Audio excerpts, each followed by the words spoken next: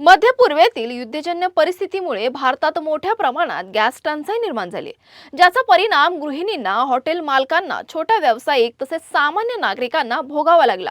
या संकटामुळे घरगुती गॅसच्या वितरणात अनेक अडचणी आल्या, तसेच बाहेर खाणं देखील मुश्किल होऊन बसलंय। गॅस सिलेंडर मिळवण्यासाठी लोकांची धडपड सुरू आहे। यावर पाहूयात आमचा खास रिपोर्ट। नमस्कार, मी प्रीती खंडागळे, आपण बघत आहात आवाज इंडिया मराठी। मध्य पूर्वेतील युद्धजन्य परिस्थितीत आणि गॅस कंपनीकडून सिलेंडर वितरणाच्या निकषांमध्ये केलेल्या बदलामुळे महाराष्ट्राच्या विविध भागात नागरिकांना गॅस मिळवण्यासाठी अडचणी येत आहेत। अनेक ठिकाणी गॅस सिलेंडर मिळवण्यासाठी रांगा लागल्याच्या घटना समोर आल्यात।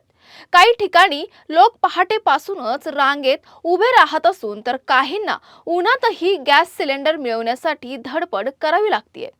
रत्नागिरीतील गॅस एजन्सीच्या बाहेर पोलीस तैनात करण्यात आले होते।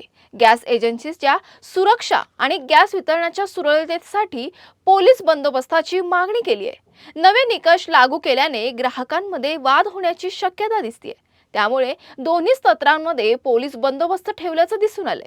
गॅस वितरण प्रणालीमध्ये बदल करताना 2 सिलेंडर असलेल्या ग्राहकांसाठी बुकिंग अंतर 35 दिवसांचं ठरवण्यात आलंय, तर 1 सिलेंडर असलेल्या ग्राहकांना 25 दिवसानंतर बुकिंग करता येईल। मी काय बोलते, ही लाईन लागली नाही पाहिजे, त्याला कोणी घरोघरी येऊन दिलं पाहिजे। भारतवाले कशी देतात तसंच दिलं पाहिजे। पब्लिक जो दुपारी सकाळपासून मरतोय ते रात्री दुपारपर्यंत संध्याकाळपर्यंत माणसं असतात। ही काय लाईन लावायची पद्धत आहे का सांगा? पब्लिकला त्रास नाही होत का? कामधंदा सोडून उभं राहायचं।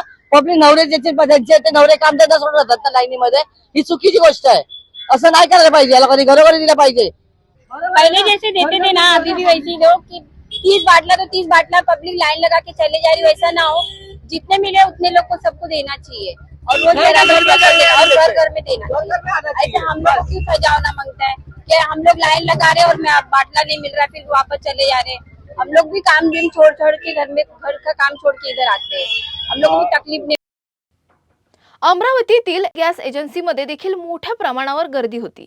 ग्राहक सिलेंडर मिळवण्यासाठी ताटकळत उभे होते। प्रशासनाच्या म्हणण्यानुसार गॅसचा तुटवडा नाही, मात्र लोकांच्या गर्दीमुळे परिस्थिती ताणलेली होती। इराकमध्ये सुरू असलेल्या युद्धजन्य परिस्थितीचा परिणाम सातारा जिल्ह्यातील गॅस वितरणावर झाला। जिल्ह्यात गॅस पुरवठा विस्कळीत झाला होता, ज्यामुळे ग्रामीण भागात सिलेंडर मिळवण्यासाठी मोठी अडचण आली। मात्र जिल्हा प्रशासनाने गॅस पोहोचवण्यासाठी कडक पावलं उचलली आणि ग्रामीण भागात वितरण सुरू केलं। गॅस वितरण कर्मचाऱ्यांसोबत नागरिकांचे वाद आणि खटके देखील उडाले, म्हणून पोलीस बंदोबस्त ठेवण्यात आला। जिल्हा पुरवठा अधिकारी वैशाली राजमाने यांनी काळा बाजाराविरोधात कडक कारवाईचे निर्देश दिलेत। 40 सिलेंडर जप्त करण्यात आले आहेत। आज 2 तास उभा आहे, 11 वाजता इथे उभा आहे। आता येणार म्हणतात, अजून आले नाहीत। आमची एवढी इच्छा आहे की फक्त आम्हाला घरी घेऊन पोहोचावं आम्हाला, बाकी आम्हाला काय नाही। तुम्ही कुठल्या पदवा कुठला काही कुठनं आला, आम्हाला त्याची काही लेनदेन नाही। आम्हाला आपलं घरपोच पाहिजे आम्हाला। अकोला जिल्ह्यातील अकोट शहरातही गॅस टंचाई गंभीर झाली आहे। गॅस सिलेंडर मिळवण्यासाठी नागरिकांना सकाळपासून रांगेत उभं राहावं लागतंय। अनेक नागरिकांना सिलेंडर मिळवण्यासाठी तासनतास प्रतीक्षा करावी लागते, ज्यामुळे प्रशासन आणि गॅस एजन्सीला पुरवठा सुरळीत करण्यासाठी उपाययोजना करण्याची आवश्यकता आहे। ठाणे जिल्ह्यातील शहापूर तालुक्यातील किनवलीमध्ये देखील गॅस सिलेंडरसाठी लांबच लांब रांगा लागल्या। याचं कारण आखाती देशातील युद्धजन्य परिस्थितीमुळे गॅसचा तुटवडा झाला आहे। ग्राहकांची गॅस मिळवण्यासाठीची तुंबळ गर्दी झालेली आहे, ज्यामुळे प्रशासनाला अधिक कडक उपाययोजना करण्याची आवश्यकता आहे। तुर्तास वेळ झाले, इथेच थांबण्याची। नवीन बातम्या बघण्यासाठी पाहत राहा आवाज इंडिया मराठी, शोध सत्याचा।